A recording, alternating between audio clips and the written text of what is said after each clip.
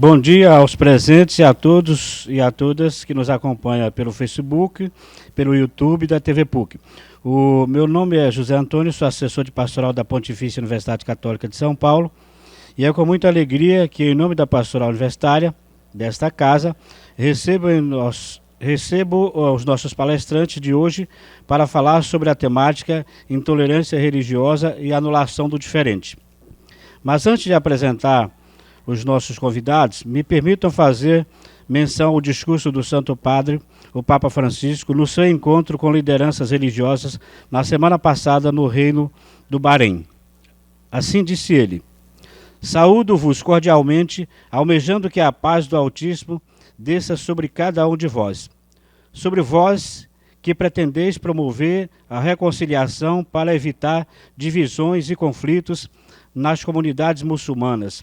Sobre vós que vedes no extremismo um perigo que corrói a verdadeira religião. Sobre vós que vos empenhais por dissipar interpretações errôneas que, através da violência, desventuram, instrumentalizam e danificam o credo religioso. A paz desça e permaneça sobre vós, que as desejais difundir, incluindo nos corações os valores do respeito, da tolerância e da moderação. Sobre vós, que vos propondes encorajar relações amistosas, respeito mútuo e confiança recíproca com aqueles que, como eu, derem a sua fé religiosa diferente, moral e intelectual, e contraste toda forma de ódio e intolerância. E aí tem aqui, que eu não sei se vou acertar a pronúncia, Assalamu alaikum, que quer dizer a paz esteja convosco. E outro momento, assim disse ele, que eu não posso deixar de mencionar. Aliás, como poderão os fiéis de diferentes religiões e culturas conviver, acolher-se e estimar-se mutuamente, se nós permanecemos estranhos uns aos outros? Assim pergunta. Deixemos-nos guiar por esse dito irmã Ali. As pessoas são dois tipos: ou teu irmão na fé, ou teus semelhantes na humanidade. Impressiona muito também o costume de acolher um hóspede nessas terras, não só como um aperto de mão, mas levantando também a outra mão ao coração em sinal de afeto.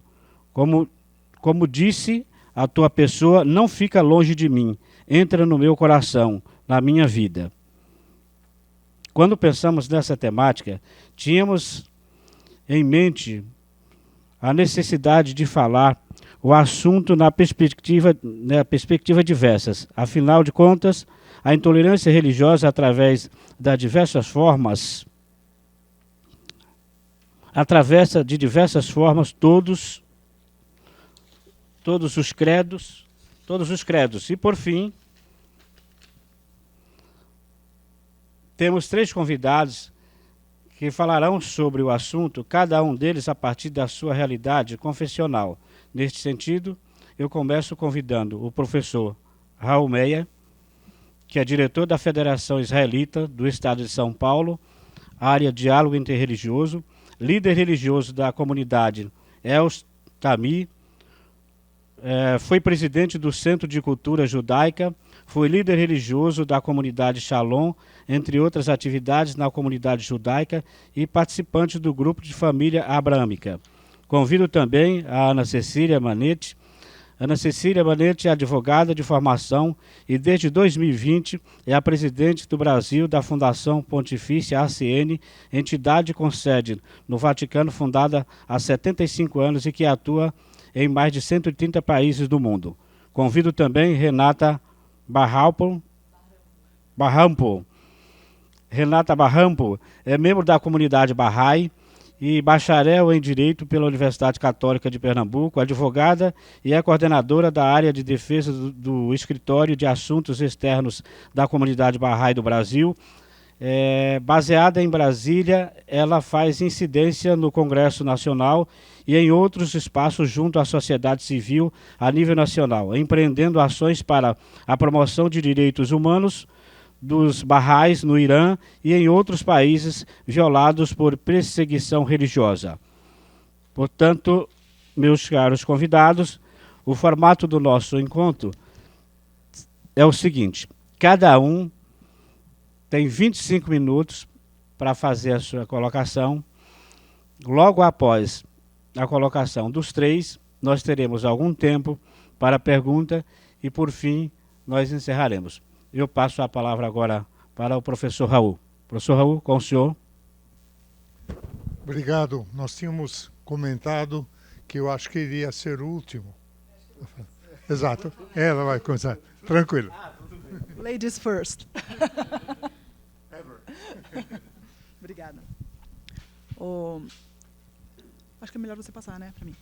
Bom, meu nome é Ana Manente, eu sou presidente da ACN Brasil, comentando um pouco mais do que é a ACN. Né? A ACN, essa sigla, é a sigla, na verdade, do nome em inglês, que é Aid to the Church in Need, que em português seria Ajuda à Igreja que Sofre.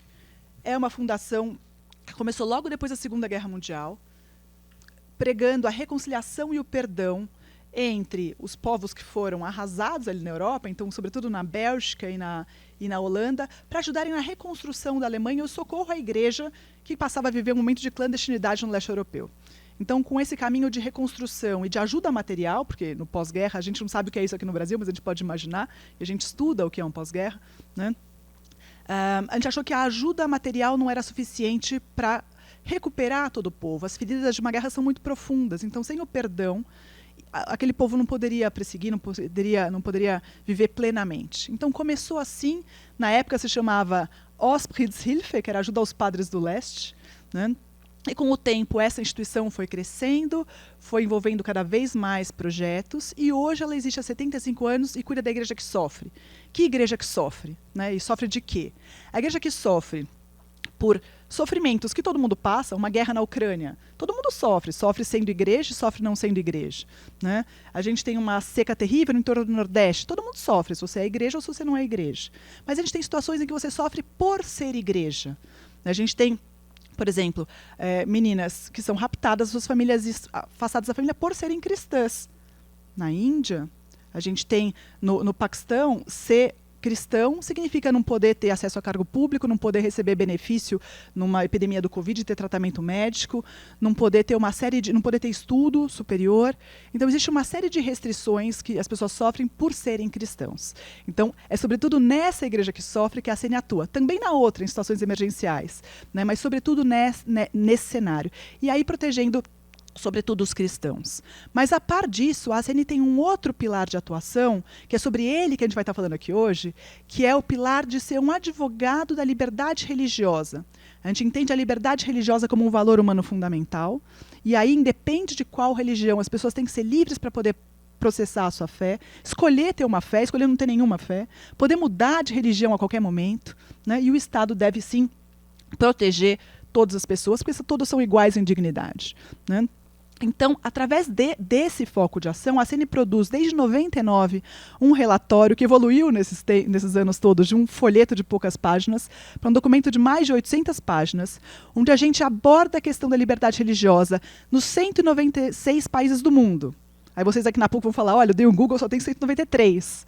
É porque a gente considera também os territórios. Tem 3 territórios que não estão incluídos lá, que é Palestina, Kosovo e mais um que me escapou. Então, são 196 territórios.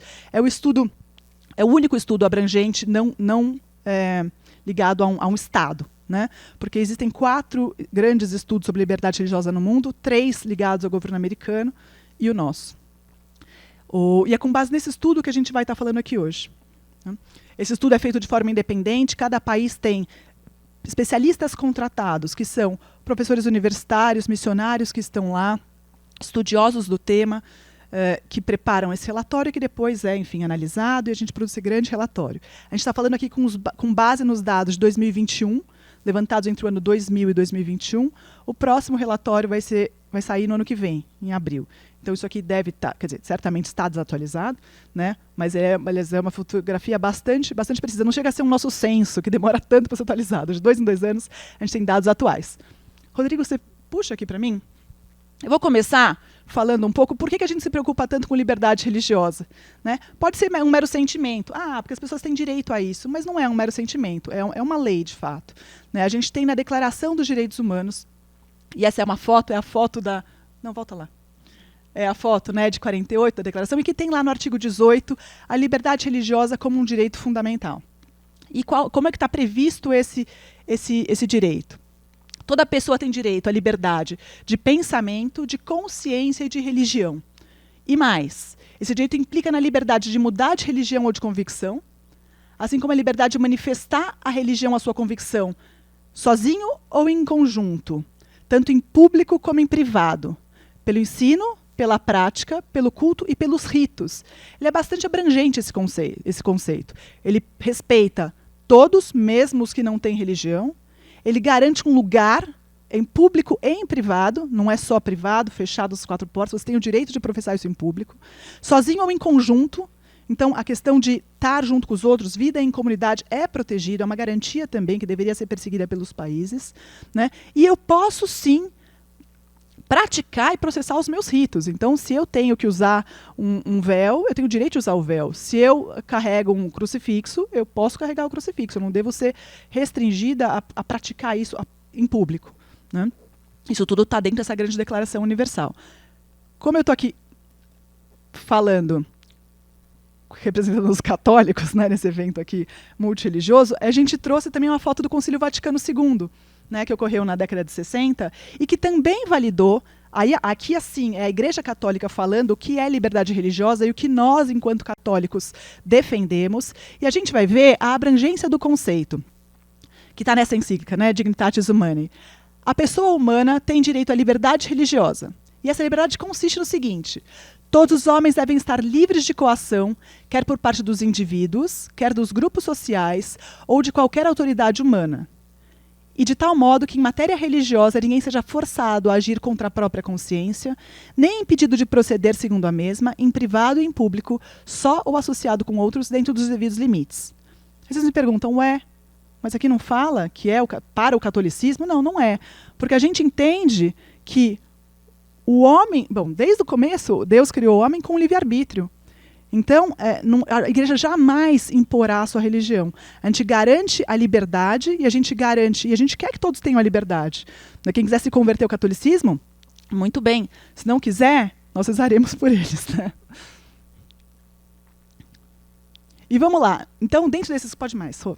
Dentro desses componentes da liberdade religiosa... Pode passar. Pode passar, eu já falei disso. A gente tem uma... Pode passar.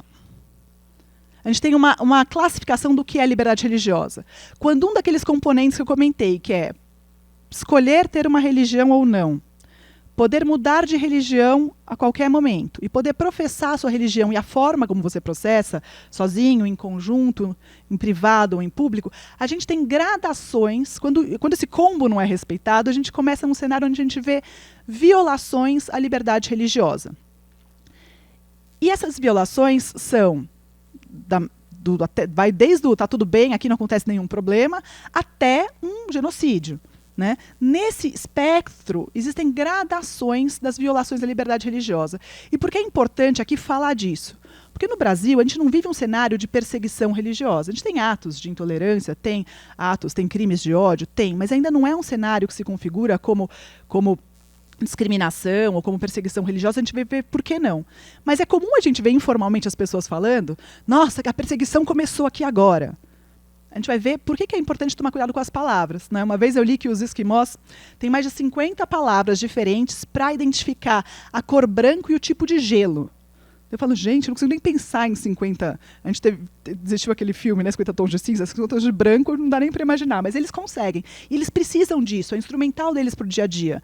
Eles vão saber se o gelo é mais antigo, é mais novo, se eu posso passar em cima, se eu posso passar sozinho ou suporto o meu trenó, se é um gelo que eu posso furar para pescar, se é um gelo que eu posso cortar para fazer o iglu. É importante saber o tipo de gelo. Para a gente que trabalha com liberdade religiosa, é importante saber o tipo de violação que a gente está sofrendo. O primeiro degrau nessa escala de violações, a gente chama de intolerância religiosa.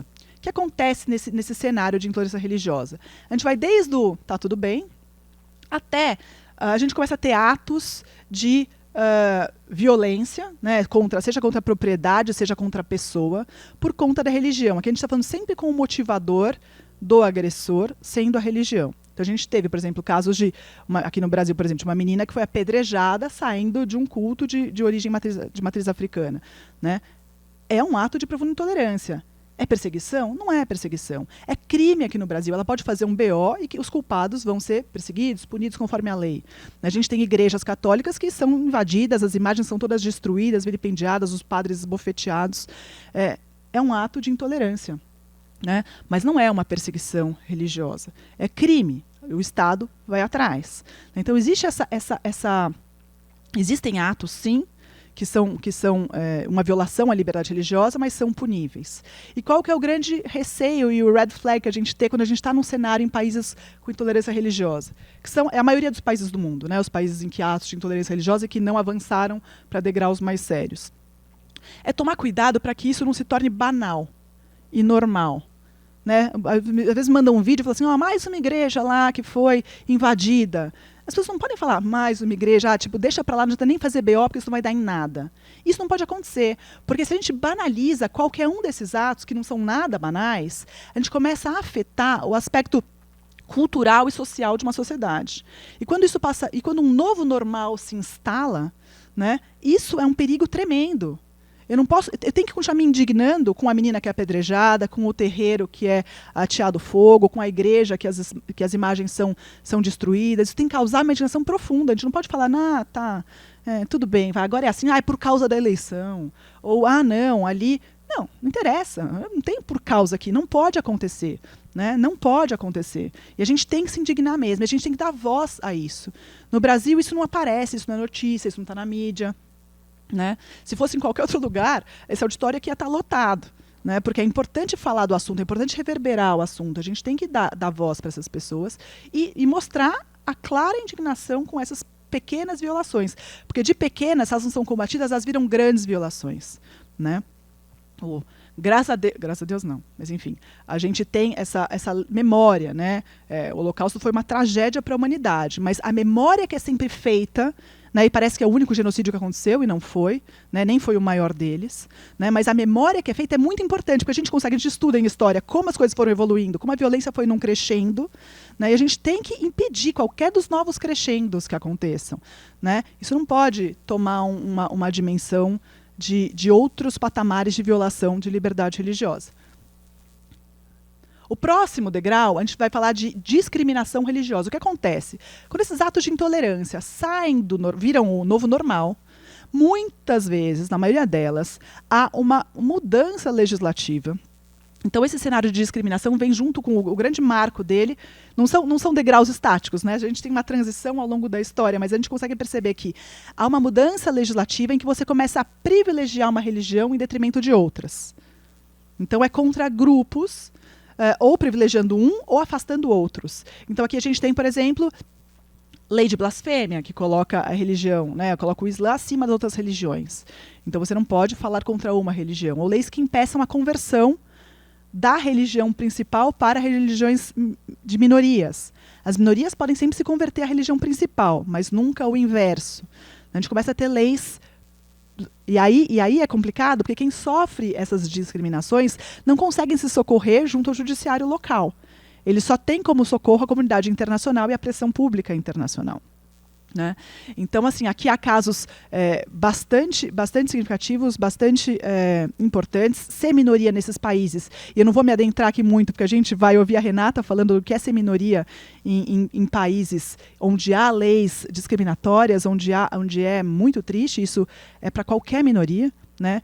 Minoria que é 10% da população, não é uma minoria de uma ou duas pessoas, não importa o percentual. Né? São leis que, de fato, colocam a pessoa numa situação terrível. A gente teve o caso que ficou famoso na mídia, de novo, aqui isso não aparece muito, mas a Asia Bibi foi muito relatada. Né? Aquela menina que foi acusada de blasfêmia, ela era uma menina que vivia no interior, quase analfabeta. Falaram que ela escreveu uns versos do Corão numa linguagem ultraculta. Claramente não era ela. Né? Claramente não era ela. E ela foi, depois de muita pressão internacional, inocentada, mas não podia ser solta, porque ela ia ser linchada. pelos radicais islâmicos ali, né? A gente chama eles de islamitas, né? Porque o Islã, no fundo, tem sempre... Toda religião tem os seus extremistas, né? Então a gente chama aqui de islamistas, esses daí queriam linchá-la. Então foi uma manobra que durou meses para ela poder sair do presídio onde ela estava e poder sair do país, né? Então, assim, e a gente tem alguns casos que aparecem ali. Deus, assim, eu queria muito que o caso dela fosse único, mas não, a gente tem 500 casos de Asias Bibis por aí, né? Anônimas Asias Bibis, né? Depois da discriminação, a gente passa a ter a verdadeira perseguição, porque a discriminação te dá um arcabouço de regularidade. Então, eu estou agindo conforme a lei do meu país, é isso mesmo, eles não têm espaço aqui. E aí, seja o governo, sejam grupos locais, começam a perseguir aquelas minorias. E aí aqui a gente começa a ter crimes de ódio, né? Então, muitas vezes isso dá junto com a discriminação. A discriminação é um aspecto legal e que te impede de exercer uma série de direitos e vem quase sempre junto, ou a perseguição chega logo depois, né? Uma perseguição a essas minorias. E a perseguição, isso a gente viu, vários relatos, né? A gente teve em 2014 a invasão pelo Estado Islâmico ali da Península de Nínive, no Iraque, no meio da noite, botando fogo e expulsando todos os cristãos daquela região. Assim, as pessoas fugiam, quem podia fugir, fugia. Quem não podia, ficava para trás, tinha 3 alternativas. Ou ficar e se converter, ou pagar a jizya, que é um imposto impagável, que eles cobram o imposto dos infiéis, ou ser morto. E não é morto que nem filme, põe ali e dá um tiro. Não, é com requinte de crueldade que eles fazem, porque eles querem impedir que a religião, eles querem impedir que as pessoas mantenham a sua religião, né? Então, assim, são cenas, assim, são relatos. Quem tiver estômago forte, entra no YouTube da ACN, ACN Brasil, e lá tem na playlist vários relatos por todos os países. Eles deixam as pessoas mutiladas, sangrando até morrer. Eles obrigam os filhos a matarem os seus próprios pais. Eles abrem a barriga de mulheres grávidas com facão. É uma coisa assim, monstruosa, demoníaca, né? De verdade. Então, assim, existe essa perseguição tremenda e as pessoas fogem para salvar a própria vida. E aí vocês podem perguntar, poxa, mas não é mais fácil se converter? Eu falo lá, faço uma reserva mental, eu falo, na verdade é de fingimento, eu vou só falar que eu me converto. Não, porque para essas pessoas a fé e a fidelidade à fé vale mais que a própria vida. Vale mais que a própria vida, né? A gente, enquanto católico, acredita na vida eterna. Então, assim, eu vou perder o meu céu por alguns anos a mais aqui na Terra e vivendo no inferno, né? Que é sobre esse regime totalmente ditatorial. Então, assim, as pessoas não querem abrir mão da sua fé e estão fugindo dali para sobreviver, mas querem voltar. Né, a CN tem um trabalho enorme de reconstrução da própria Península de Nínive agora. Né, a gente já reconstruímos não sei quantas casas, escolas, dando emprego para as pessoas, porque eles querem voltar, eles querem estar lá. O Iraque é a terra deles também. Né? Aliás, os cristãos estavam lá muito antes dos muçulmanos. Na visita do Papa, no passado, foi muito interessante. Porque vários muçulmanos falaram, nossa, a gente não sabia que aqui era o berço do cristianismo. Que vocês estavam, a gente estava lá até... Eles chegaram no século 6, 7. A gente estava lá desde o século I. Então, assim, tem muito desconhecimento, muita falsa informação e, de fato, esse interesse de dominar o território por meio da religião.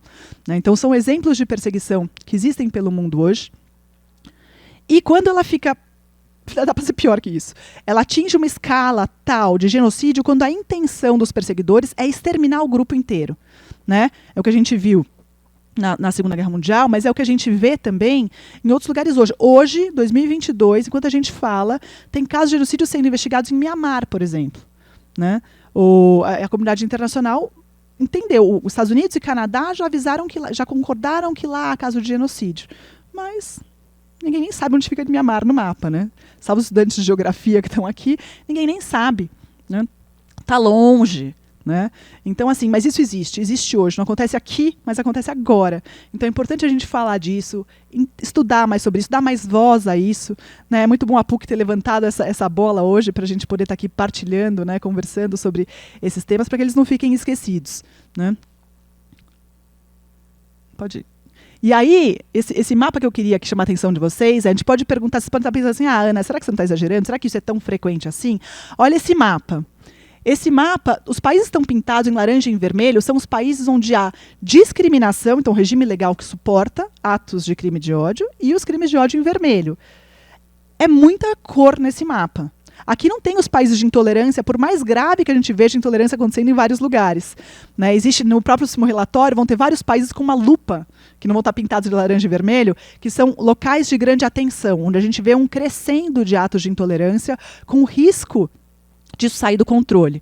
Né? Essa legendinha tá fora do foco, mas basicamente tem uma flechinha dizendo onde piorou em relação ao anterior e onde aumentou. Mas os atos de laranja são os laranjas são onde há discriminação e os vermelhos onde há perseguição. E aqui a gente vê o seguinte, esses países representam 1/3 dos países do mundo. Então, a gente tem, é muito complicado ser minoria religiosa em 1/3 dos países do mundo, né, onde moram mais de 5 bilhões de pessoas. Nos países onde há, e a gente vê assim, a África, os países onde há perseguição, né, que são em vermelho, a gente vê o crescimento do vermelho na África. Se a gente comparar com o último relatório, o anterior, a gente vê como cresceu na África essa perseguição. Esse mar vermelho que dominava a Ásia, o Oriente Médio, se invadiu na África e desceu para a África subsaariana. Uma coisa que ficava só ali no norte, desceu. A gente viu aqui na mídia, né, no Brasil, recentemente, algumas reportagens sobre Moçambique, né, por conta da proximidade da língua, então a gente viu um pouco disso. A gente viu alguns casos na Nigéria que foram tão grandes esse ano contra os cristãos, contra os católicos. Num dia santo, missa de Pentecostes, invadiram as igrejas e mataram. Naquele dia foram mais de 80 mortos, ficaram mais de 200 feridos junto com os mortos.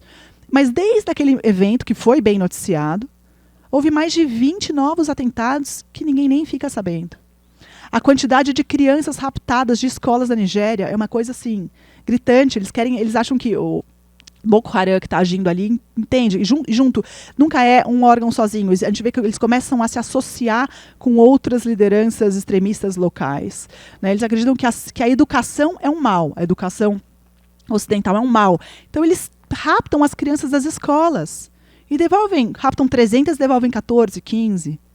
E não é que vão pedir resgate, não, eles tiram as crianças, depois transformam em criança soldado, como a gente vê em Serra Leoa, Sudão do Sul, mutilam as crianças todas. Serra Leoa, a gente tem comunidades de amputados assim a dizer chega, porque eles são mutilados e aí muitos morrem, alguns sobrevivem, então a gente vê os campos de refugiados enormes, as crianças soldados também, raptadas nas aldeias pequenininhas, forçados a cometer crimes assim monstruosos, contra os próprios parentes, contra os vizinhos, levados por essas gangues para o meio da mata, onde eles ficam sendo drogados constantemente, né?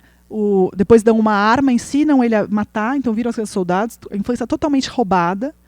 E aí, quando conseguem chegar, fugir, vão buscar refúgio, o Uganda é um país que recebe muitos refugiados desses conflitos étnico-religiosos do entorno, a gente vê o trabalho que tem nos campos ali de reintrodução, de como ensiná-los que eles têm direito a uma vida normal, né? Que eles tiveram roubados. Aquilo não eram eles não faziam aquilo porque eles gostavam ou porque aquilo é a identidade deles. Não, eles estavam num cenário totalmente forçado, né? Foram treinados para aquilo sem consciência nenhuma, né?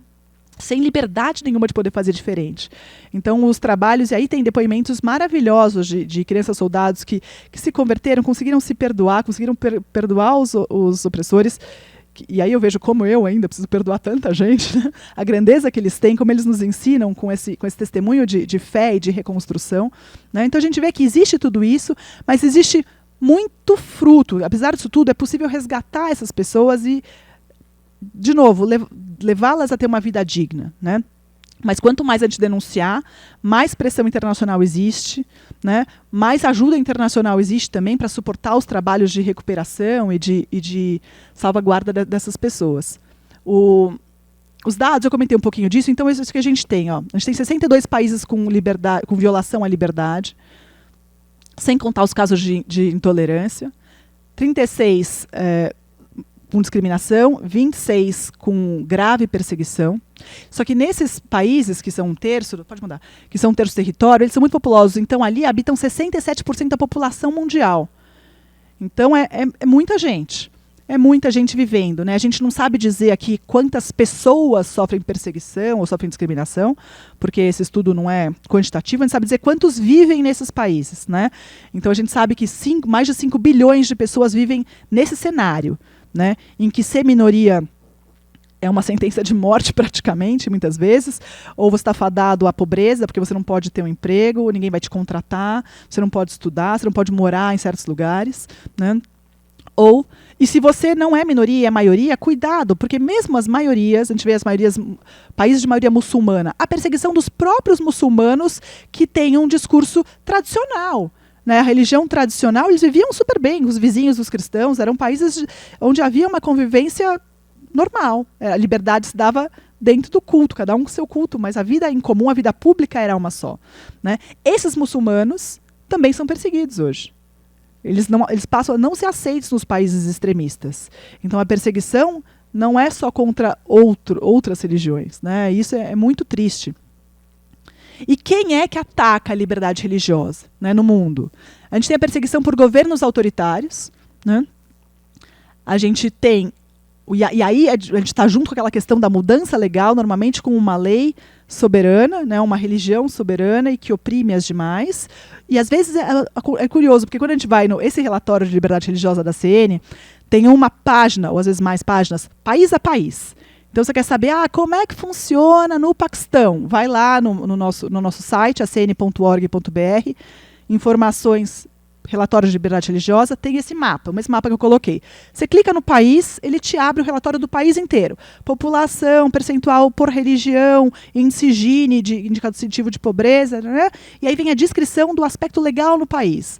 Como é que a Constituição está? Muitos dos países trazem o que está na Convenção dos Direitos Humanos da ONU. Trazem aquilo lá. E aí trazem um outro artigo recortando pelas beiradas. Mas nós daremos preferência a uma das religiões. A gente garante a liberdade religiosa, a liberdade de culto, mas a gente vai preferir uma delas. E aí vão esvaziando os poderes da liberdade. Né? Então muitos têm um arcabouço legal, outros não. Outros pela própria lei falam, é proibida a conversão, tem leis mais duras. Né? Ou, como a gente vê na China, não pode ter religião nenhuma, enfim. Então a gente tem governos autoritários como perseguidores, o extremismo islamista que vem crescendo demais. A gente vê o mapa, tem um cinturão vermelho que vem desde a Ásia, a gente pega aquelas ilhas acima da Oceania e do sul da Ásia, passando pelo Sudeste Asiático inteiro, Oriente Médio, Norte da África, descendo para a África. Né? Existe uma tendência que a gente vê deles formarem um califado jihadista ali. Né? Essa é a nova tendência que a gente vem observando, muito preocupante. E não só um califado jihadista físico no mapa, mas também digital. Né? A gente tem o cybercalifado hoje, onde eles têm essa ideologia sendo propagada pelos meios digitais para o mundo todo, tentando criando células em países onde isso não existia, né, e onde eles não estão fisicamente presentes. A gente fala que o Atlântico ainda é um obstáculo físico para eles, mas com esse cyber jihadismo, eles conseguem pular e ter células em outros lugares do mundo. Né? E a gente tem também esse nacionalismo étnico-religioso, que é onde a gente vem vendo os casos mais atrozes de tendência a genocídio, perseguição muito intensa. A gente vê muito isso na Índia hoje, né, um caso clássico, né, os hindus perseguindo as minorias muçulmanas, uigures sobretudo, sendo praticamente dizimados ali. Né, essa coisa do um só hinduísmo radical, né, e outros países. É isso que eu falei. Na África é vergonhosa a situação da África. Né? A África é um continente esquecido que, de fato, não está no jornal do Brasil. A gente não enxerga o que acontece lá. E é preciso botar uma lupa assim, nesse continente. Porque a violação de liberdade religiosa é tremenda e a perseguição é extrema lá. Então é muito triste o que eles vêm vivendo. E são países com uma infraestrutura muito, muito pobre comparado com a Europa, com o Oriente Médio, mesmo com a Ásia. Né? Então são pequenas aldeias espalhadas ao longo do território, comunicação. Tudo bem, você tem grandes centros, grandes capitais, mas o grosso do país é praticamente rural, né, dos países ali. Então, quando eles vêm devassando, eles vêm fazendo um estrago. As casas são de telhado de palha. Você põe fogo ali, rapidinho queima tudo, as pessoas não têm para onde voltar, perdem tudo. Já não tem nada, tem uma plantação e a casa. Perdem o pouco que tem. Né? E não tem nada ali em volta para se socorrer. Então é uma tristeza quando isso acontece aqui. Isso que eu comentei, o tamanho do jihadismo, né? Como ele foi, de fato, fincando presença em muitos países, de uma forma organizada, orquestrada, né? com dinheiro de petróleo por trás, enfim, com vários interesses. A gente fala que a perseguição religiosa nunca vem do nada, ela nunca anda sozinha, né? Não é porque eu falei, hoje eu acordei e acho que eu não gosto daquela religião. Não é assim que acontece, né? Existe sempre um interesse, seja por território, seja por acesso à água, seja por minérios que tem naquela região, né? E muitas vezes as partes interessadas se utilizam dos grupos fundamentalistas para também tomar o poder de uma área, de uma região, ou impedir religiões que têm uma voz que poderia, enfim, organizar, orquestrar um maior pacto de liberdade. Eles tentam silenciar aquelas vozes, né? Então a gente vê isso com muita preocupação no mundo. Então isso que eu queria partilhar um pouquinho com vocês, né? Esse panorama geral do mundo. Agora a gente vai descer mais para o específico, para um caso específico de perseguição, né? E depois a gente vai olhar para o Brasil. Mas aí eu passo aqui para os meus colegas. Posso chamar a Renata já?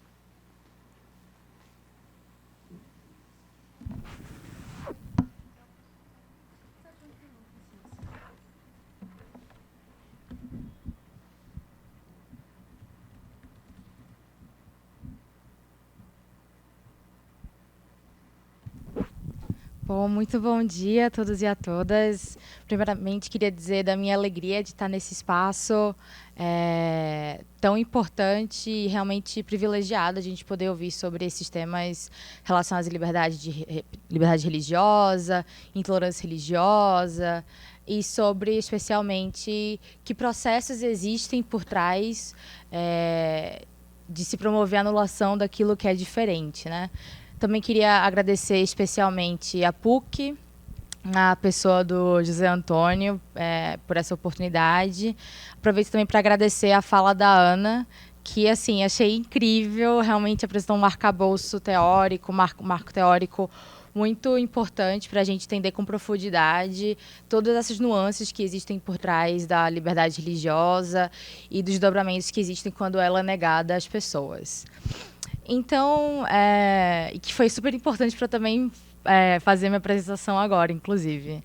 E então eu queria começar dizendo que os direitos humanos, eles realmente são universais e que eles contemplam, como muito bem a Ana disse, né, eles contemplam a liberdade de religião e crença como, inclusive, uma das garantias, uma das dimensões do direito à liberdade de pensamento.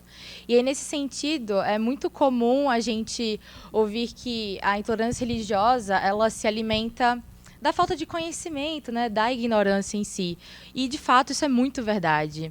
Só que, para além disso, acho que a gente pode dizer com segurança que um dos pilares da intolerância é justamente a desinformação, que culmina na formação de uma percepção equivocada sobre diversos grupos religiosos, grupos étnicos, e, no fim, sobre quem é esse outro, né? Quem que é esse diferente. E aí, se existe desinformação, isso quer dizer que, no fim, é porque existe um sentido, existe um propósito por trás de que para que ela seja instrumentalizada para promover o apagamento de indivíduos, de comunidades, de grupos, bem nesse sentido de que ela venha que ela seja usada para outrificar, né? Para que ela apague aquilo que é diferente, aquilo que não se encaixa no status quo, a tal ponto que culmine, no fim, nesse discurso de ódio, num discurso de ódio. E aí, para ilustrar isso, para explicar, talvez até como um estudo de caso, como que isso funciona, eu vou compartilhar com vocês a situação que a comunidade Bahá'í no Irã tem sofrido por meio de uma perseguição muito bem explicada como funciona isso pela Ana, perseguição religiosa que tem sido empreendida pelo Estado iraniano desde o início da história da fé Bahá'í. E aí, Inicialmente, eu queria explicar também que, a título de introdução, a fé Bahá'í é uma religião mundial independente que foi fundada em 1844, na antiga Pérsia, hoje o Irã, e que tem como princípio fundamental a unidade na diversidade, a partir do qual os Bahá'ís reconhecem que Deus é um só, que a humanidade é uma só e que as religiões são uma só, e que a promoção desse princípio da unidade tem inspirado os Bahá'ís a servirem à humanidade e darem a sua contribuição para o bem-estar da sociedade.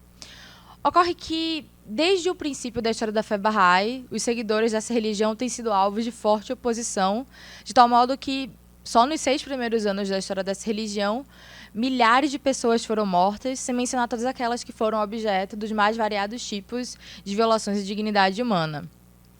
E aí, nesse sentido, a perseguição à comunidade Bahá'í iraniana se mantém e passa para o século XX em diversos graus de severidade e entra a nova fase quando ocorre a Revolução Iraniana de 1979.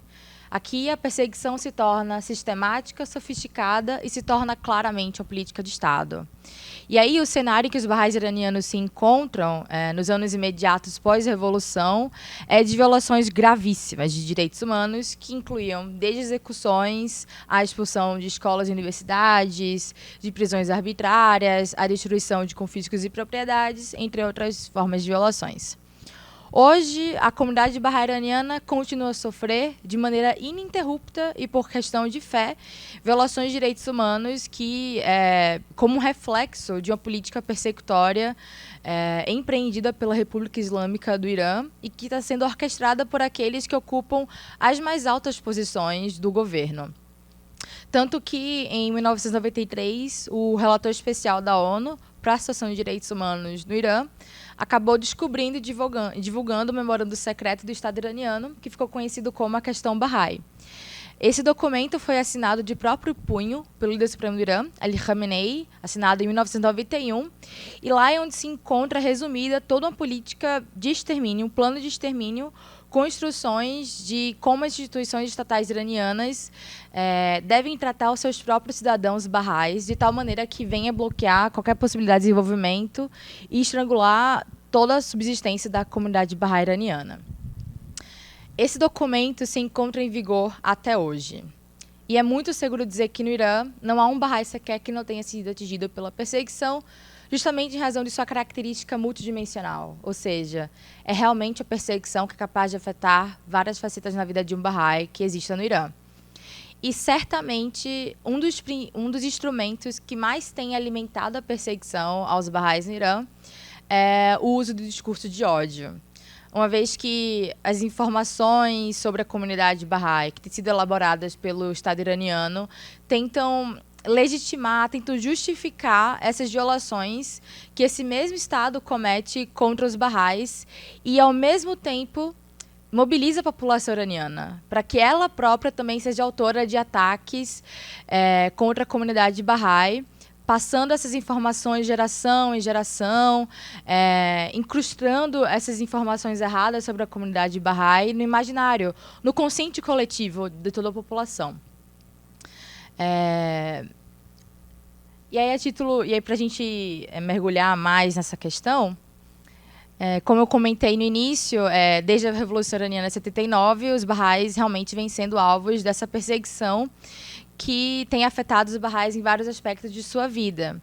E essa perseguição ela é realmente alimentada por uma propaganda anti-Bahá'í, através de um discurso de ódio direcionado aos Bahá'ís que vem sendo disseminado nos mais diversos meios de comunicação, tanto oficiais como não oficiais, tradicionais, online, através de seminários educacionais, exposições, livros, artigos, vídeos, incluindo pronunciamentos governamentais, e a gente tem observado a intensificação nos últimos anos. A gente identifica todos os meses artigos e vídeos anti-Bahá'í sendo publicados no país. Desde 2017, mais de 33 mil peças foram identificadas com conteúdo anti-Bahá'í sendo veiculadas e transmitidas Nos últimos anos, também centenas de sites foram identificados, contas de redes sociais atacando sistematicamente a fé Bahá'í. E no ano passado, em 2021, nos primeiros 4 meses do ano passado, houve um aumento de 44% em relação ao mesmo período do ano anterior. Então, qual que é, no fim, o objetivo dessa propaganda anti-Bahá'í que tem circulado no Irã, né? A gente tem identificado que as diversas peças, as milhares de peças que circulam, que divulgam propaganda de Bahá'í, elas têm o objetivo de causar, de deturpar as crenças Bahá'ís, disseminar mentiras sobre o que são as crenças Bahá'ís e quem são os Bahá'ís, de tal maneira a causar uma ofensa máxima à população de maioria muçulmana no Irã, né? Então, um exemplo disso é que tem a ver com uma mentira que circula muito no Irã de que os Bahá'ís são contra o islamismo e de que eles queimam o Corão. Então, isso acaba gerando muito ódio e revolta, de maneira justa, no fim, se fosse verdade, por parte de toda a população muçulmana, né? Mas é mentira. E aí o objetivo, no fim, acaba sendo o de demonizar e difamar os Bahá'ís, de provocar esse ódio público contra eles e mobilizar a população para que ela ataque também a comunidade Bahá'í, né?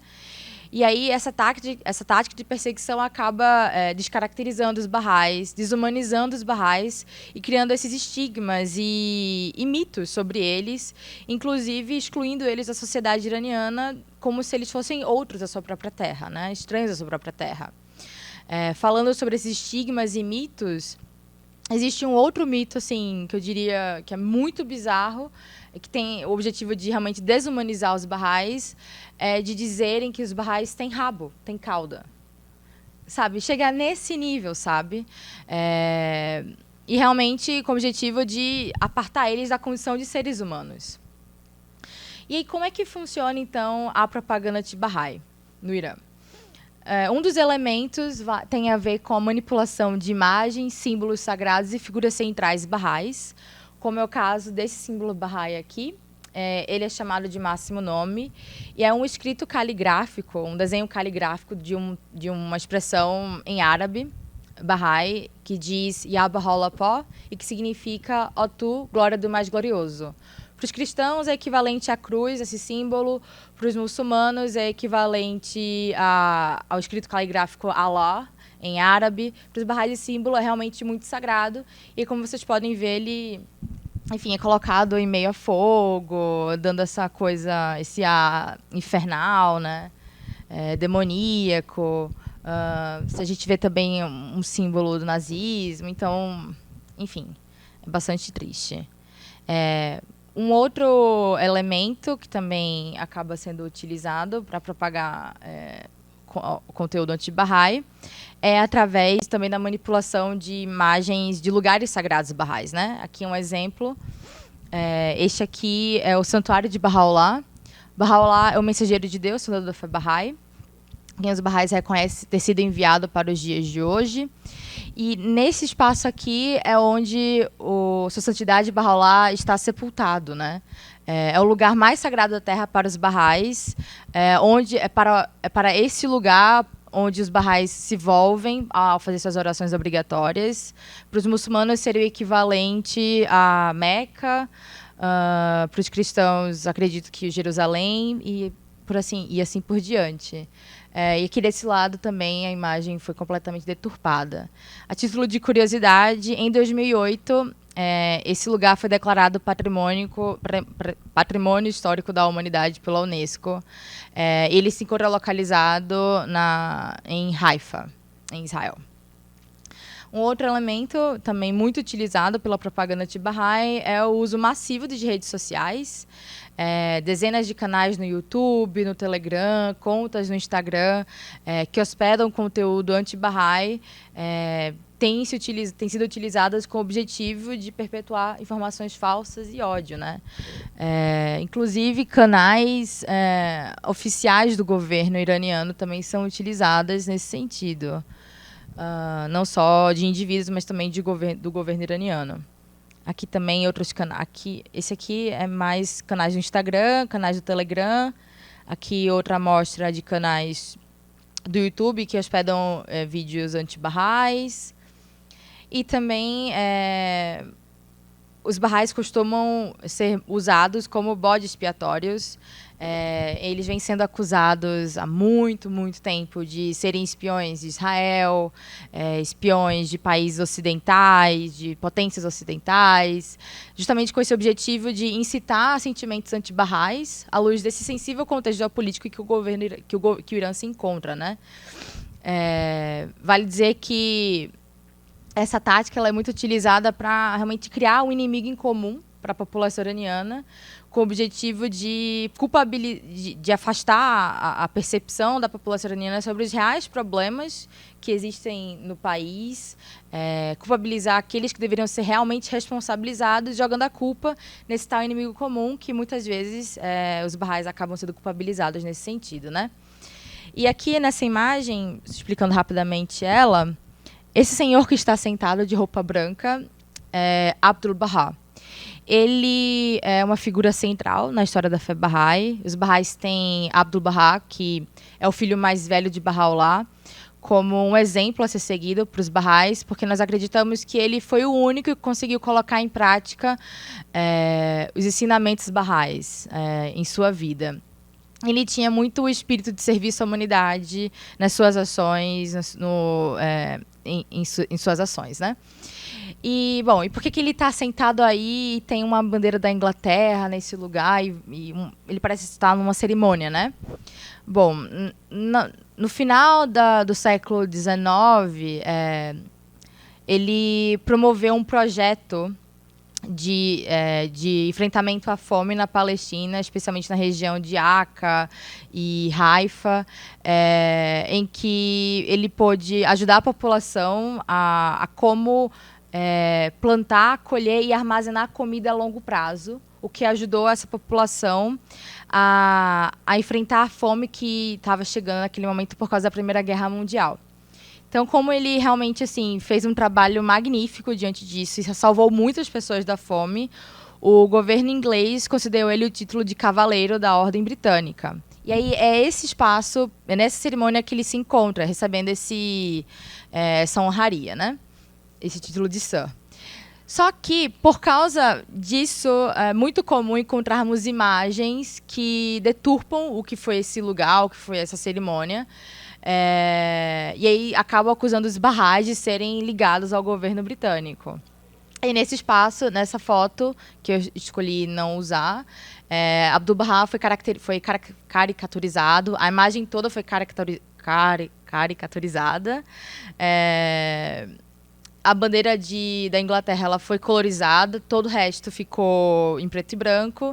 E essa imagem foi encontrada numa dessas contas de Instagram, né? E aí tinham dizeres atacando a comunidade Baha'i. E dando seguimento, mais outros sites também têm sido usados para amplificar essas imagens pejorativas que demonizam e desumanizam os Baha'is, tanto desenvolvidas por indivíduos como autoridades iranianas, né? E aí temos outros elementos voltados à divulgação de artigos anti-Baha'is e por aí vai. E aqui algumas dessas imagens que são usadas, né? Então, como vocês podem ver, essa coisa mítica, essa aura infernal.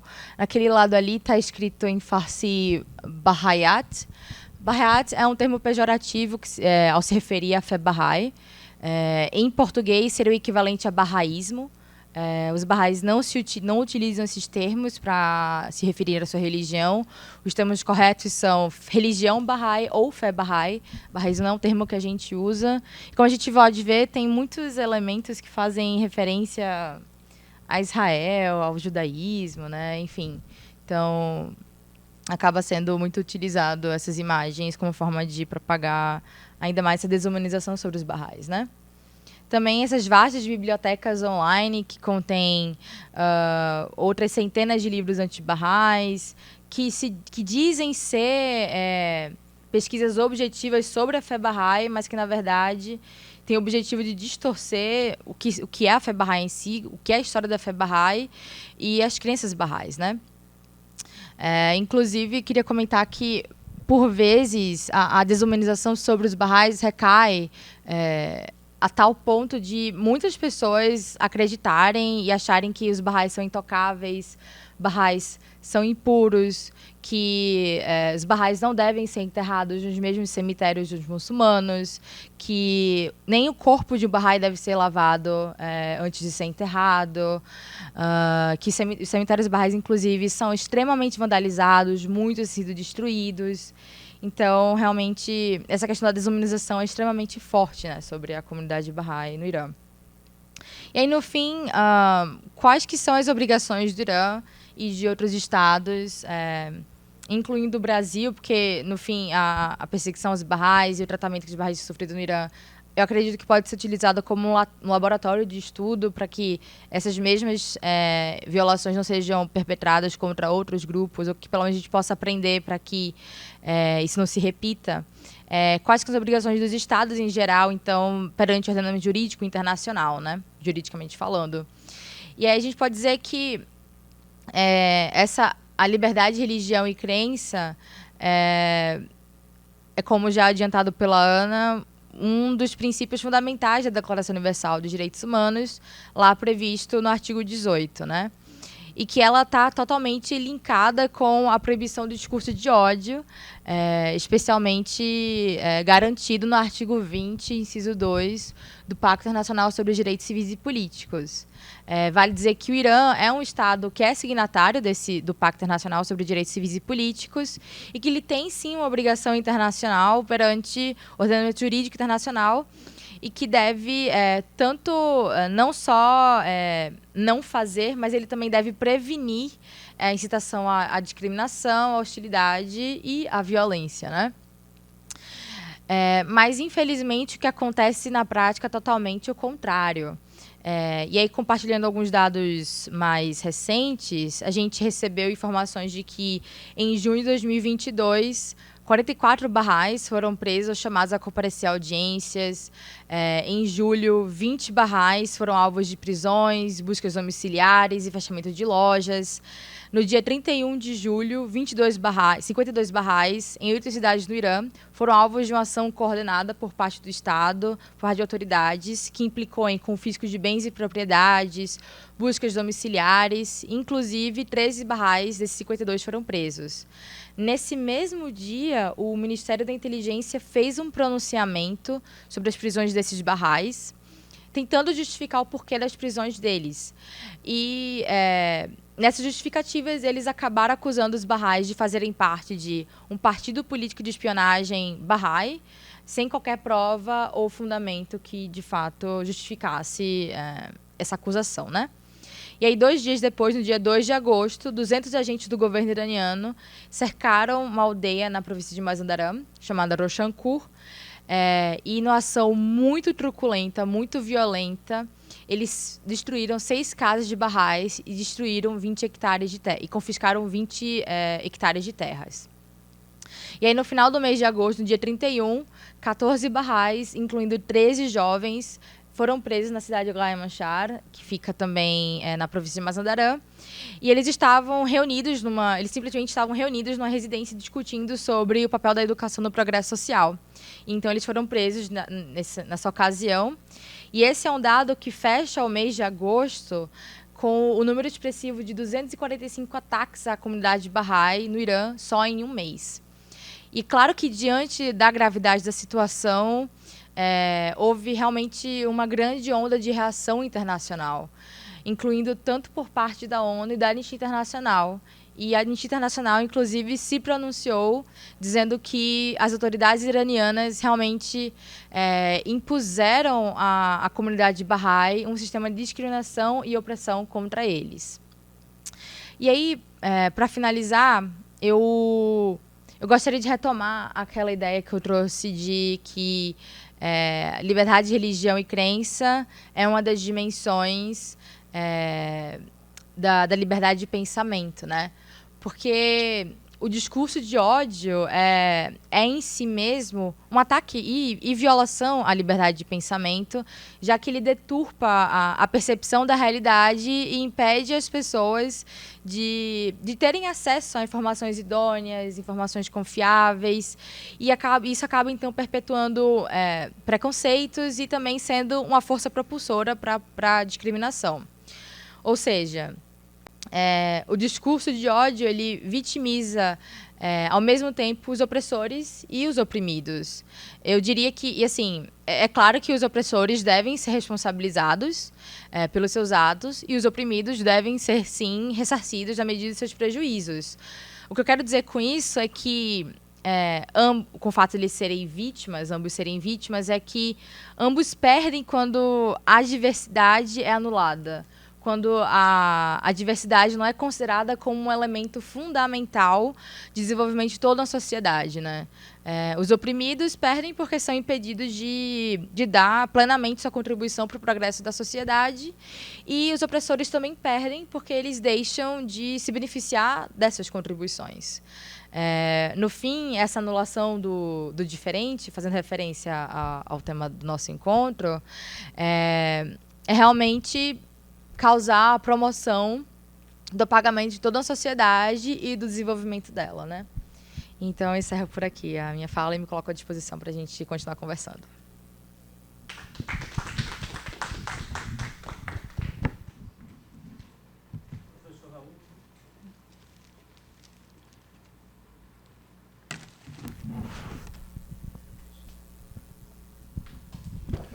Parabéns, Ana, parabéns, Renata. Realmente, vocês fizeram metade do meu trabalho.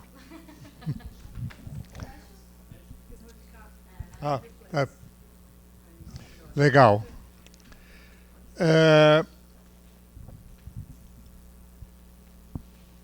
A Ana trouxe o mapa do mundo. Aliás, deixa eu começar pelo princípio. Quero agradecer ao professor José Antônio pela oportunidade, a PUC, porque o assunto é extremamente importante, não somente o que acontece fora desse país, esse Brasil abençoado, mas também o que acontece aqui. Eu vou dar um rápido exemplo de algumas experiências que eu tive. Como vocês receberam a informação, eu faço parte da Federação Israelita do Estado de São Paulo. Minha área da diretoria é o diálogo, e eu visito várias instituições religiosas para conhecer, para fazer o diálogo. E uma vez alguém chegou para mim e me disse: olha, num templo X, havia um sacerdote que falava contra os judeus. Bom, eu, como judeu e como interessado no diálogo, participei do serviço religioso e, por uma dessas coincidências, naquela oportunidade ele comentou uma série de coisas contra a religião judaica. Bom, terminou, ele se retirou e eu fui falar com ele. Me apresentei. E quando eu disse que eu era judeu, eu disse: mas o senhor é uma pessoa esclarecida? Como é que pode usar uma religião tão antiga? Falei: o senhor conhece a religião judaica? Diz: não, na verdade a minha religião é o suficiente, eu não preciso conhecer a religião dos outros. Diz: veja, nós vivemos num país onde a liberdade religiosa faz parte da Constituição, e é importante cada um conhecer a religião do outro. Porque imagine se todos os seres humanos fossem iguais. Seria muito chato. Mas a diferença é que é importante. Não é o igual, mas a diferença, conhecer. Não, mas o senhor está errado. Não. A sua religião foi boa há 3.000 anos atrás, mas hoje em dia não se aplica. Aí eu perguntei a ele: o senhor só conhece a sua religião? É o suficiente. E eu sugiro que o senhor venha para a minha religião, porque é a única que sabe das coisas. Foi interessante. Deixa eu mudar um pouquinho de pergunta. O senhor que gosta de comer? Não, eu venho do interior, eu gosto da comida lá do interior. Eu disse: muito bem. Aqui em São Paulo, o senhor come alguma outra coisa? Diz: eu gosto de comida japonesa. Interessante. E o senhor gosta de outra comida? Também a comida chinesa. Então, por que o senhor gosta da comida chinesa e japonesa? Porque é diferente. Tá bom. E o senhor tem férias? O senhor durante... sim, eu tenho X tempo de férias. O senhor viaja ou fica aqui? Não, eu viajo. Por que o senhor viaja? Não, para conhecer outros lugares. É interessante o senhor. O senhor gosta apenas da sua religião, mas come comida diferentes. O senhor, nas suas férias, vai viajar para conhecer. Que tal conhecer uma outra ou várias outras religiões? Mas eu acho que eu estou perdendo o meu tempo. Bom, o que acontece é que a intolerância está ligado à ignorância, em primeiro lugar. Eu me lembro de um diplomata que uma vez me comentou a seguinte frase: conhecer é amar, desconhecer é temer. Uma vez, a trabalho, um profissional, eu fui à China. E aí me trouxeram uma comida que me pareceu meio estranho. Eu temi, eu não sabia o que era aquilo. Aquele era cérebro de macaco. Eles comem aquilo com uma iguaria. Mas para mim, eu não conhecendo, eu temi. Então, conhecer é amar, desconhecer é temer. E esta é uma realidade. E nessa semana, professor, nós temos um momento interessante da história judaica. Aliás, a história judaica, eu quero trazer apenas um pouco, respeita todo diferente. E começa nisso, num dos 10 mandamentos. O 4º mandamento fala do dia de descanso do Shabat. E ele não somente para o judeu, mas para o não-judeu também. Está escrito lá, o estrangeiro que está na tua terra também tem que ter o seu dia de descanso. Ou seja, o judaísmo é absolutamente aberto a todas as diferentes religiões. Tal é o caso que a Ana mostrou o mapa e não deu para mostrar um pedacinho de Israel, porque Israel é uma dos lugares em que em Haifa tem o Santuário Bahá'í, que é espetacular, né? E é um lugar que tem uma liberdade religiosa. Qualquer um pode ter a sua religião em Israel. E é desse tamanho naquele grande mapa, né?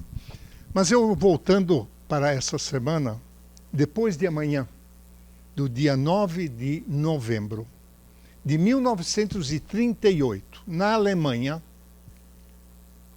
destruíram-se todas as sinagogas, chamado aquela noite de Noite dos Cristais. Eu sou brasileiro, mas eu sou descendente de alemães.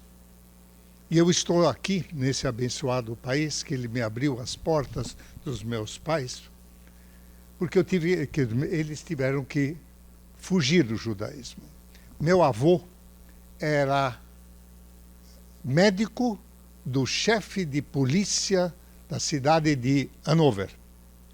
E uma noite, esse chefe de polícia chega à casa do meu avô e diz: doutor, o senhor tem 2 horas para sair do país. O senhor está na lista da Gestapo para ser amanhã mandado para um campo de concentração e exterminado. Eu estou falando disso de 1934, 35. Em 1938, destruiu-se todas as sinagogas da Alemanha. O que aconteceu é que essa intolerância, essa ignorância, esse ódio cresceu nesse povo alemão, e eu sou descendente de alemães, e eu trabalhei durante 40 anos para uma empresa alemã, e sempre identificado e me identifiquei como judeu sem problema nenhum.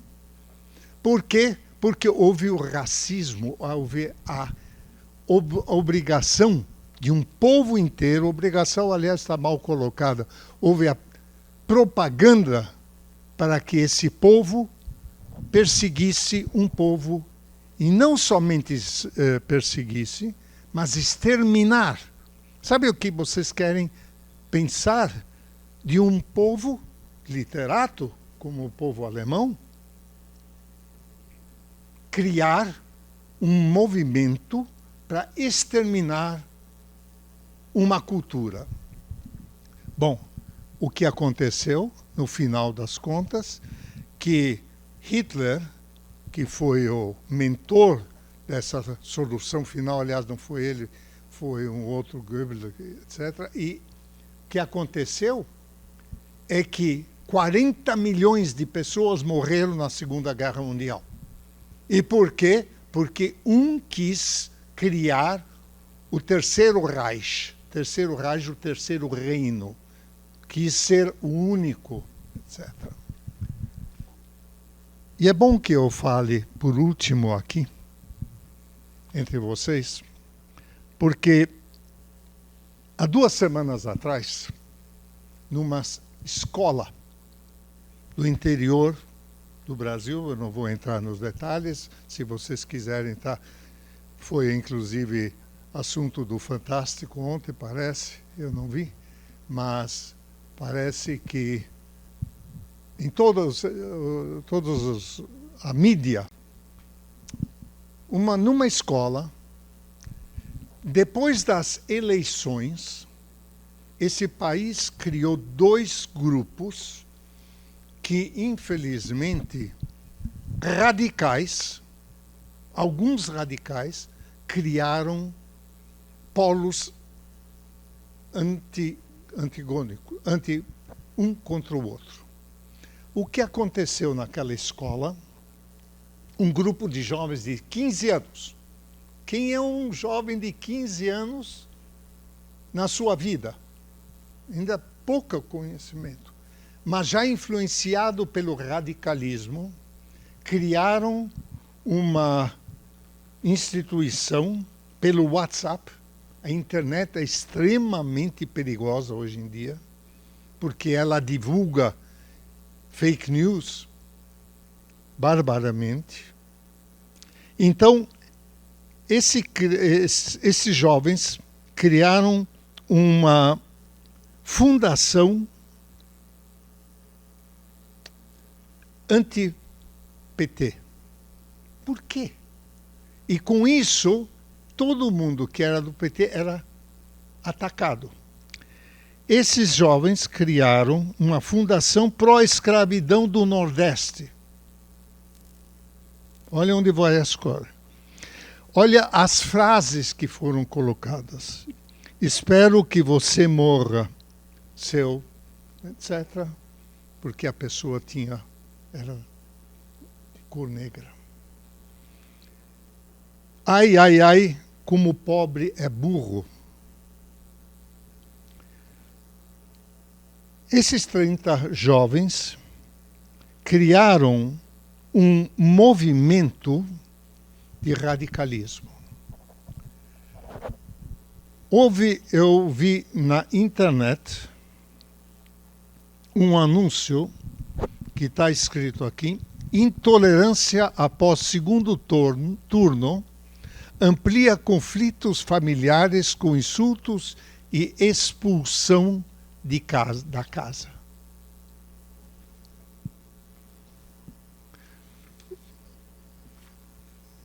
Em outras palavras, você que me escuta, nós que estamos aqui, somos pessoas esclarecidas, somos pessoas responsáveis, somos pessoas educadas a criar no que no judaísmo chama-se tikkun olam, um mundo melhor. A intolerância só leva à violência.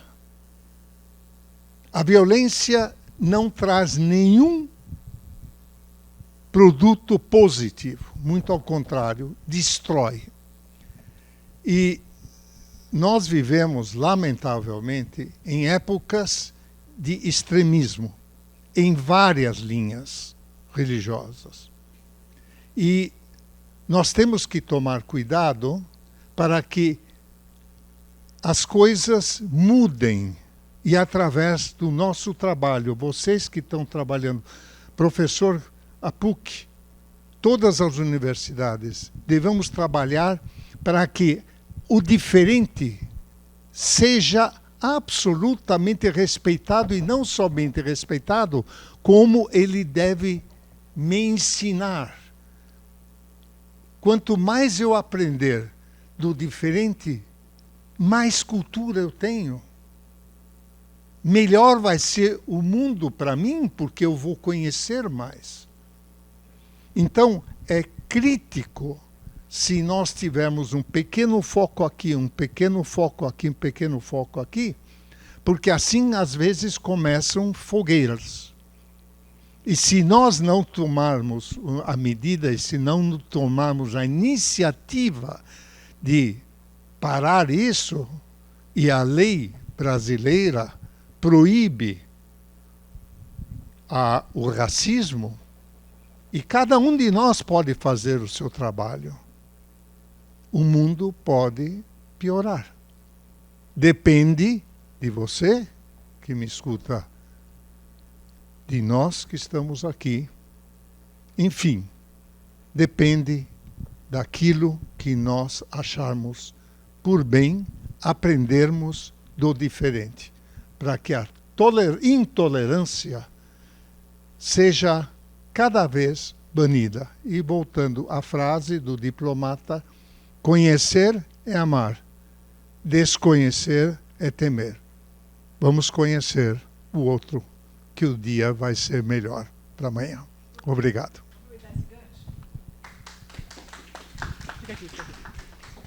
Vou aproveitar esse gancho e indicar um livro para todo mundo.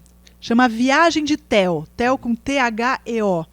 É um romance das religiões. É um livro que tem o PDF gratuito na internet, que você lê numa sentada, né? Mas que fala de uma forma romanceada sobre todas as religiões, as principais e mesmo as novas. Né? Eu li faz tempo, não lembro se os Baha'is estavam mencionados ali, mas acredito que sim. Vale a pena ler para começar a conhecer. Depois, claro, o olho a olho é sempre a melhor coisa, né? Para conhecer as outras religiões. Mas vale a pena o esforço. 2 horas o livro está lido. Obrigado, Ana. Professor, mais uma vez, muito obrigado. Eu preciso fazer justiça ao que o senhor tem me chamado. Aqui na PUC nós precisamos ser rigorosos em tudo. Eu não sou professor da PUC. Da PUC eu sou assessor de pastoral universitária. Eu sou professor de ofício, mas do ensino básico. Só para fazer essa correção, professor, mas já agradeço. Antes de encerrar, nós temos ainda um tempinho para perguntas. Portanto, alguém tem alguma pergunta a fazer? Não? Portanto, eu tomo a liberdade de pedir a cada um que faça em poucos instantes as suas considerações finais, porque nós temos o tempo também de transmissão. Ana? Ou a gente pode aproveitar e fazer um bate-papo, né? Nós três sobre... Vamos lá, vem, Renata.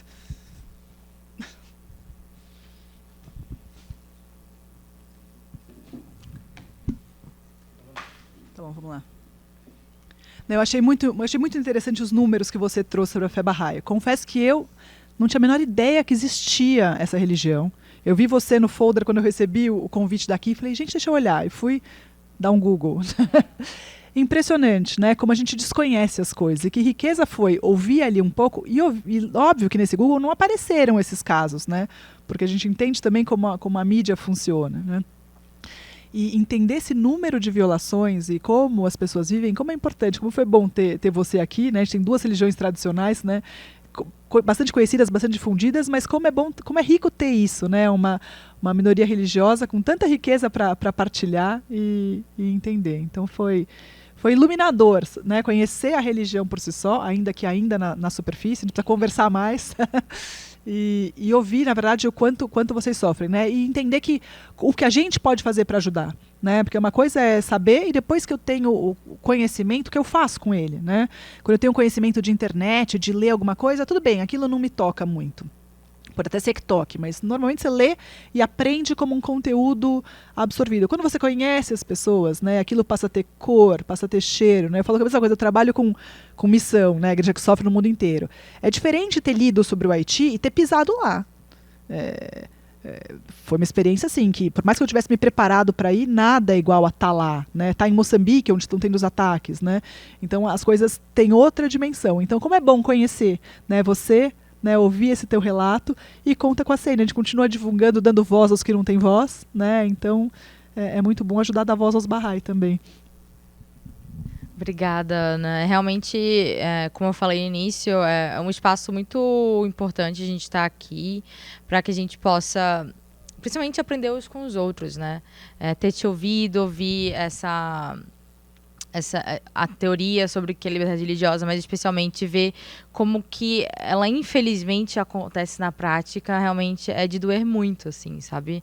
E também ouvir a história e o relato pessoal, desculpe, Raul Meia, né? O Raul Meia falando de sua vida e de seus antepassados na Alemanha também toca muito com... eu realmente me identifico muito, porque eu sou filha de um Bahá'í iraniano que veio ao Brasil como refugiado, fugindo da perseguição aos Bahá'ís no Irã, né? E é impressionante como existem imensos paralelos com a história dos judeus na Alemanha, com a história da perseguição aos Bahá'ís no Irã e com, certamente, a história dos cristãos em vários países em que eles são minoritários, né? E impressionante observar como as raízes da motivação que levam à perseguição, ou mesmo ao genocídio, no caso, também, são os mesmos. E o que me faz concluir que o enfrentamento e a superação e a solução para esses problemas também devem surgir das mesmas raízes, né? Que é da promoção do diferente, como o Raul falou, o respeito à diversidade e, especialmente, reconhecer que tolerar não é suficiente. Tolerar, acho que, sinceramente, toca muito numa postura de superioridade. E o que a gente precisa de mais do que nunca é de humildade e de se colocar no lugar do outro, né? Então, me coloco à disposição para a PUC, para a gente continuar essa conversa em outros espaços. Encerro também dizendo que, convidando todo mundo para nos acompanhar nas redes sociais, porque, como você bem observou, essas informações não são de fácil acesso, né? Mas a gente tem divulgado, sim. Podem nos seguir numa conta do Instagram chamada @emdefesa.aosbarrais. Lá a gente tem sempre postado mais informações e a gente vai trocar figurinhas. Muito obrigada. Sabe, Renata, eu não gosto da palavra tolerância. Porque tolerar, no português, eu digo, tudo bem, eu tolero você, mas não é respeito. Eu acho que o respeito é aquilo que nós temos que ter pelo diferente. E não somente pelo diferente, mas também como ele pode me agregar na minha vida.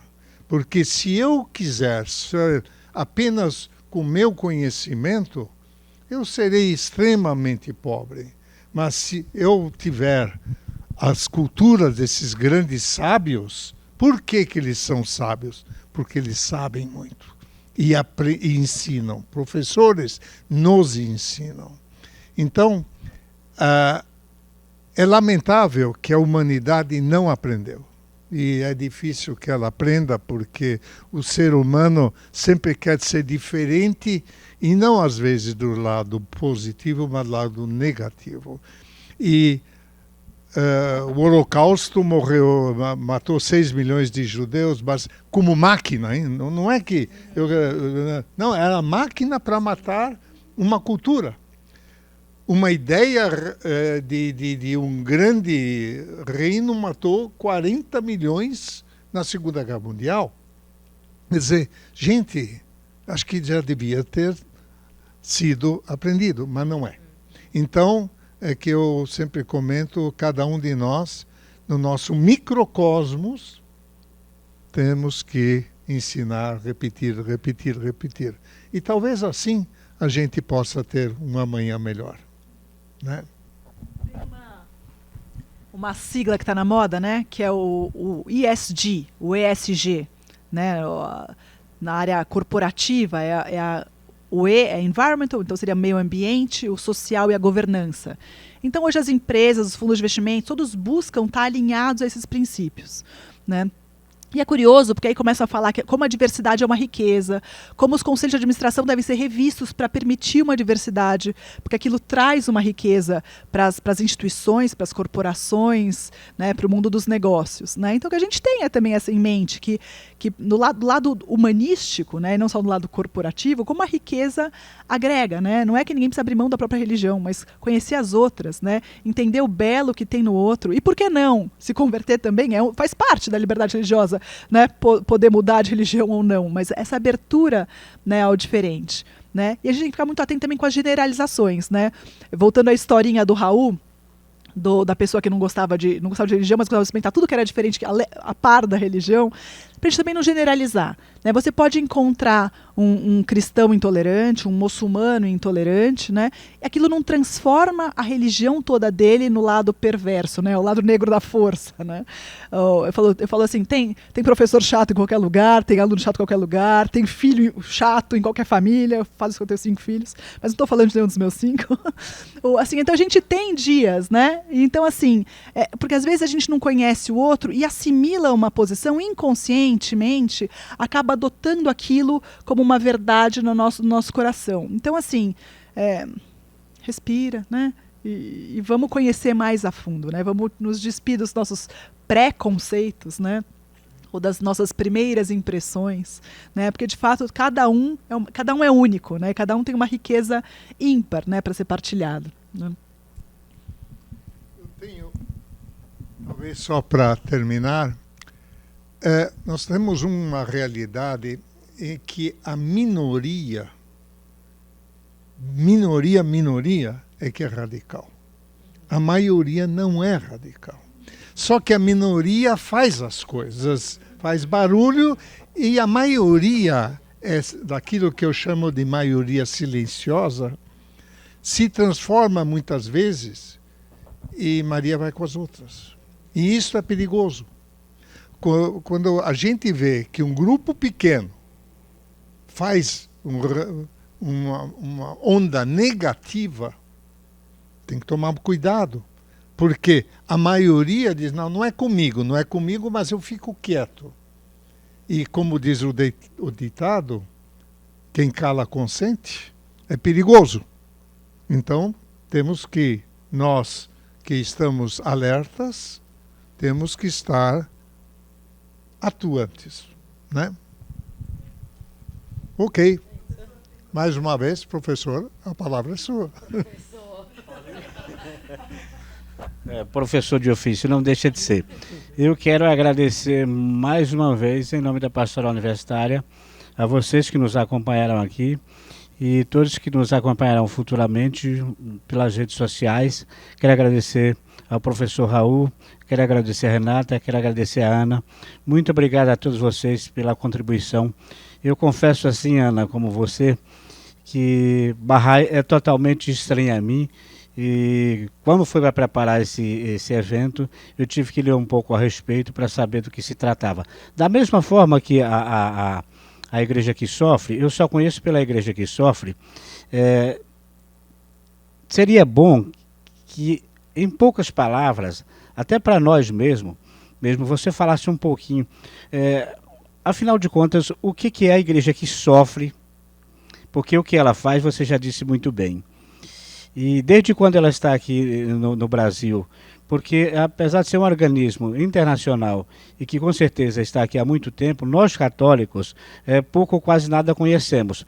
Como por exemplo os meninos que me ajudavam também a preparar, enquanto falava do Bahá'í, alguns já sabiam mais ou menos, e tudo bem. Igreja que Sofre, mas que Igreja que Sofre? toda igreja tem lá o seu sofrimento. Por que a igreja que sofre? Então fala um pouquinho rapidinho, mas eu quero também, professor, desde já dizer que em relação ao judaísmo, não ficar atrás, nós também não conhecemos muito bem. Aliás, diga-se de passagem, quero agradecer também o Rodrigo, que mediou essa conversa com você, Ana, porque foi por meio dele que eu cheguei até você e da mesma forma que fez com que você estivesse aqui. Então, sobre essa questão de desconhecimento, nós católicos, nós não conhecemos muito bem, nem sequer a nossa própria igreja. Imagine a dos outros. Como, por exemplo, a questão do judaísmo, a Bahá'í e a igreja que sofre, que não deixa de ser um organismo da igreja católica, né? Portanto, Ana, fala um pouquinho para nós, afinal de contas, o que é a igreja que sofre? A Ajuda à Igreja que Sofre é uma fundação pontifícia. Ela começou, como eu comentei, logo depois da Segunda Guerra Mundial, né? Mas ela é, desde o pontificado do Papa Bento XVI, uma fundação pontifícia. Ou seja, o presidente da Ajuda à Igreja que Sofre é o prefeito da congregação para o clero. O Papa que manda, ele deixou embaixo da prefeitura da congregação para o clero. O prefeito... Na verdade, acabou de existir uma troca na prefeitura da congregação para o clero, mas ainda é o cardeal Piacenza, que é o nosso presidente internacional. Nossa sede fica no Vaticano, portanto, mas existe um escritório administrativo por razões históricas, continua na Alemanha, é o nosso principal escritório, né? Todos os cargos de direção são nomeados pelo Vaticano. E essa fundação cuida dessa igreja que sofre, como eu coloquei, sofre onde os cristãos são perseguidos. Aquele mapa vermelho, os cristãos estão em praticamente todos os países, são muito perseguidos nesses lugares, né? E também lugares onde a gente sofre por grandes catástrofes. Hoje o maior projeto, um dos grandes projetos da ACN no mundo é a reconstrução da Síria e do Líbano, né? Onde depois de guerras civis e desastres mesmo, quer dizer, as explosões todas e os bairros cristãos os mais bombardeados, né? Muita gente fugindo dos países, como amparar aqueles que querem ficar ali, né? Como reconstruir as comunidades, reconstruir as igrejas, permitir que os padres possam ficar, que as religiosas que fazem um trabalho essencial enorme fiquem lá. Então a gente ajuda com subsistência, com material catequético, com bolsa de estudo, com reconstrução dos prédios, né? A gente teve um trabalho enorme no Iraque de reconstrução, mas a gente tem, por ano, 5.000 projetos em mais de 140 países. Então, assim, é uma atuação gigantesca, né? E, de fato, muito desconhecida. Há 75 anos ela existe no mundo, projetos no Brasil existem desde os anos 60, o escritório no Brasil foi fundado há 25 anos, a gente fez agora em setembro os nossos 25 anos aqui, nosso jubileu de prata. Os projetos falam, bom, mas no Brasil não tem perseguição, por que vocês estão aqui? Né? No Brasil existe miséria extrema, então existe muita necessidade. A gente tem comunidades no Amazonas, por exemplo, que são visitados por um padre uma vez por ano, porque a ACN deu o barco para o padre chegar lá. Né? Os índios ticunas, região de missão, né? Então eles foram catequizados, evangelizados, eles têm uma Bíblia hoje impressa em ticuna, uma Bíblia da criança, porque a gente levou isso até lá, é o único livro que tem, né, em ticuna, escrito, ilustrado, colorido. Então, a gente faz um trabalho muito grande na área de educação, né? E, de fato, a ACN, às vezes ela é conhecida com o nome de AIS, que era Ajuda à Igreja que Sofre, antes a gente uniformizar o nome no mundo inteiro. Porque começou em alemão, era Kirchennot, e aí cada país onde ia abrindo os escritórios ia construindo, traduzindo para a sua própria língua, né? Então era Aiuto à Igreja Sofferente, era Ajuda à Igreja Necessitada, cada lugar se traduzia de um jeito. Aí resolveram que não. E aí o que acontecia? A gente recebe pedidos de projetos, né? Ela é sustentada por doações de pessoas, católicos sobretudo, mas pessoas às vezes de bem que olham os projetos e querem dar esse auxílio espiritual para quem está na ponta, né, sofrendo. Então, as contribuições são aquelas moedinhas da viúva, né? São as contribuições das pessoas físicas que fazem mensalmente um depósito ou pagam um boleto, fazem um cadastro no nosso site. E a gente começava a receber pedidos de ajuda, e aí como é que a gente ajuda? Os bispos ou as organizações religiosas locais, nesses lugares onde há muito sofrimento, fazem os pedidos e nos encaminham os pedidos com a necessidade. A gente começava a receber um pedido para Kirchennot na Alemanha, um pedido para Ajuda à Igreja que Sofre do Brasil, um pedido para a Chiesa necessitada na Espanha, na Itália. A gente recebia vários pedidos, só que a gente é a mesma instituição. Então a gente falou, não, precisamos unificar o nome para saberem que nós somos o mesmo, né? Então a gente unificou para a ACN no mundo inteiro. A gente ainda usa aqui no Brasil a ACN, Ajuda à Igreja que Sofre, ainda precisa traduzir, né? Não é igual Pricewaterhouse, pode falar PwC, todo mundo já sabe, mas a gente vai chegar lá um dia. E de fato, aqui ela é pouco conhecida ainda, né? Os bispos conhecem, porque eles pedem, né, ajuda, mas o povo católico, a igreja, que somos todos nós, ainda desconhece esse trabalho. Então, pode divulgar. Muito interessante. Legal. Pois é. Muito obrigado mais uma vez. Imagine só o tamanho da contribuição, não só para o nosso conhecimento, mas também para aqueles que nos assistirão. É pena, como eu disse, nós não temos nesse momento aqui o público que gostaríamos, mas exatamente por não termos é que estamos apostando na transmissão. Quero agradecer mais uma vez a vocês e contar mais uma vez, não tão longe, quem sabe, com a participação de todos vocês em outro momento como esse. Agradeço mais uma vez. Muito obrigado. Muito obrigado e até a próxima.